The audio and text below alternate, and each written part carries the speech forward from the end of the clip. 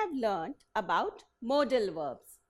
Modal verbs are helping verbs that are used with the main verbs to express different meanings and intentions by the speaker. So, what do modal verbs express? Modal verbs are used to express ability, possibility, permission, obligation, suggestion, necessity, compulsion, promise or request.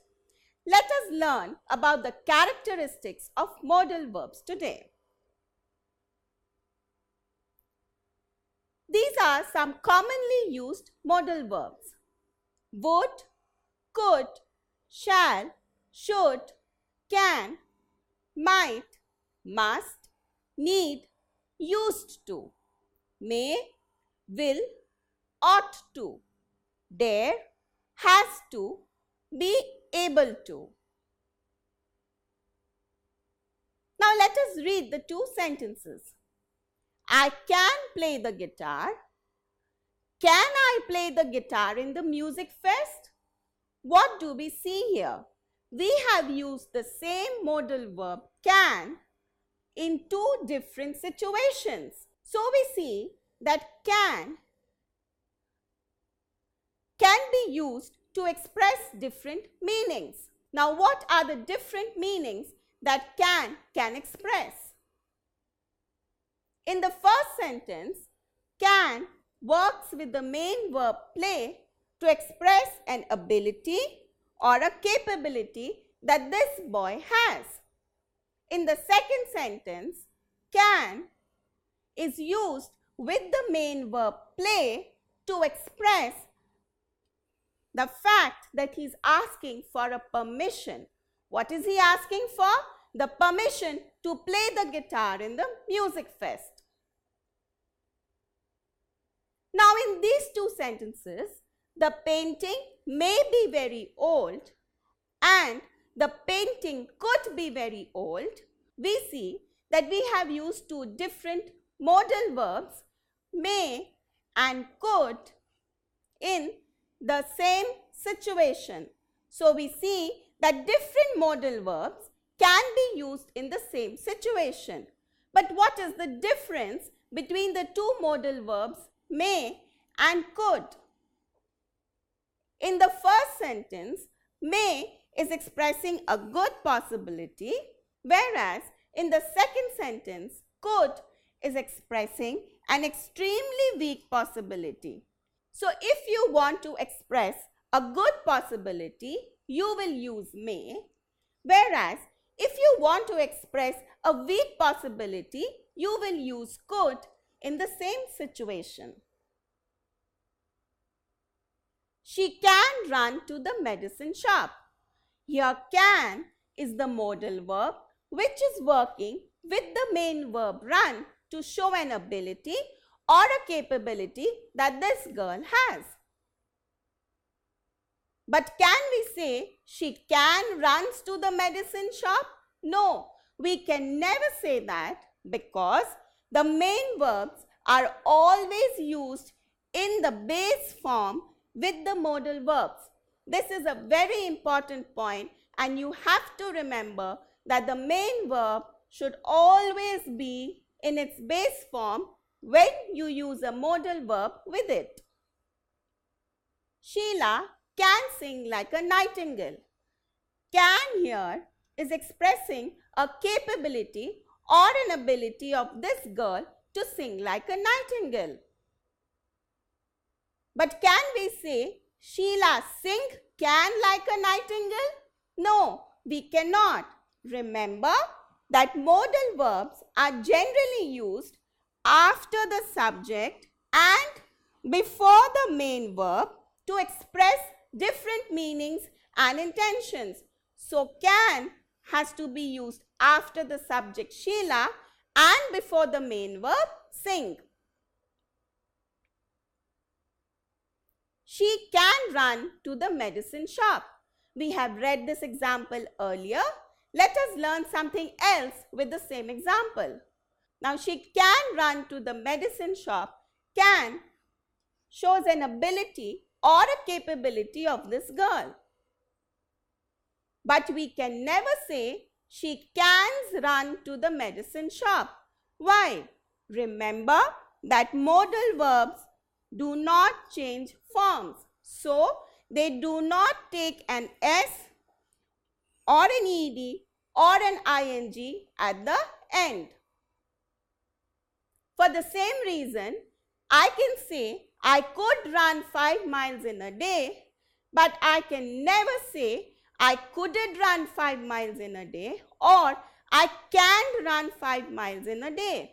Both are incorrect because the modal verbs do not take an S or an ED or an ING at the end.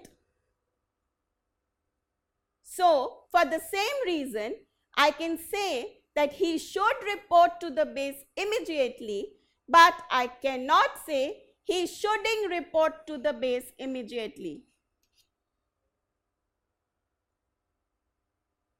When I was younger, I could run very fast.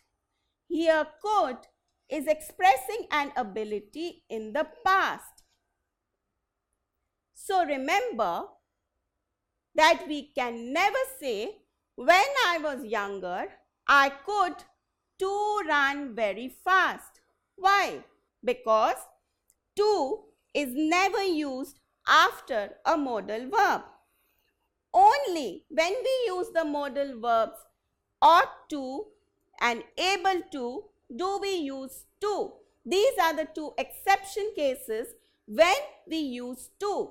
Remember that to is never used after a modal verb. So, the infinitive form of the verb is not used after the modal verb. We should first speak to the nurse in charge. Should is the modal verb that is used here. Now, if we say, should we first speak to the nurse in charge, what do we get? We understand that they form interrogative sentences by inversion. So, if we invert the position of should and we, in this case, we get an interrogative sentence, should we first speak to the nurse in charge? Students might find geometry difficult at the beginning. Might here is the modal verb which is expressing the fact that there is a probability or a possibility that the students might find geometry difficult at the beginning. We can also say students can find geometry difficult at the beginning. Both might and can express a possibility, but we can never say students might find geometry difficult at the beginning. Why is that? Remember that modal verbs cannot be used with other modal verbs. So, we cannot use two modal verbs together. The child could lift the heavy bags. Could is expressing an ability or a capability of a child here. If we say the child could not lift the heavy bags, could not is also a modal verb which is expressing his inability or incapability to lift the heavy bags. So, what do we see? We see that negative sentences are formed by adding not after the modal verb. In this case, not is added after the modal verb could to express inability or incapability and to form a negative sentence. Now, can, should or any other modal verb is not affected by the number or person of the subject. So, when we can say I can play tennis, I can also say you can play tennis, she can play tennis, he can play tennis, we can play tennis or they can play tennis.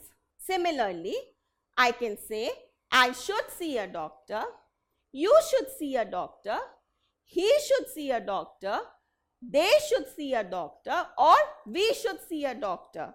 So, whatever the number or the person of the subject is, the modal verbs do not change. So, what did we learn today? We learned about some interesting characteristics of the modal verbs. What are they? Modal verbs are generally used after the subject and before the main verb to express different meanings and intentions. Modal verbs do not change form, so they do not take an s, ed or ing at the end. They are not affected by the number or person of the subject. Remember that to is never used after a modal verb. There are exception cases when we use modal verbs like ought to and able to. Only then do we use a to. So, the infinitive form of the verb is never used after a modal verb. They form interrogative sentences by inversion. Modal verbs cannot be used with other modal verbs. So, two modal verbs can never be used together. And we also learned that negatives are formed by adding not after the modal verb. Today, we have learned about the various characteristics of the modal verbs.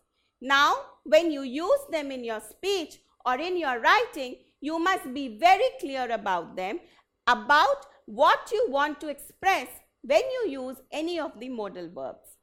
We will soon learn about the different modal verbs and their usage. Don't forget to subscribe to our channel. You can also register for free at deltastep.com or download the DeltaStep app to get all learning resources as per ICSE, CBSE, IB, Cambridge or any other curriculum. Over 5,000 amazing lectures across maths, science, English and social science. Our unique interactive video technology keeps you engaged and our iDictionary feature allows you to quickly revise any concept. Master each topic at your own pace with our adaptive practice technology and 1 million plus questions. Get instant answers and detailed solutions. Be exam ready by taking unlimited mock tests, performance analysis with actionable feedback, personal tutors to resolve your slightest of doubts. That's not all. You can also win amazing prizes like PlayStation, iPad, watches and many more along with certificates through our Earn As You Learn program. So learning at DeltaStep is not just fun and easy, it is also rewarding. So register for free now.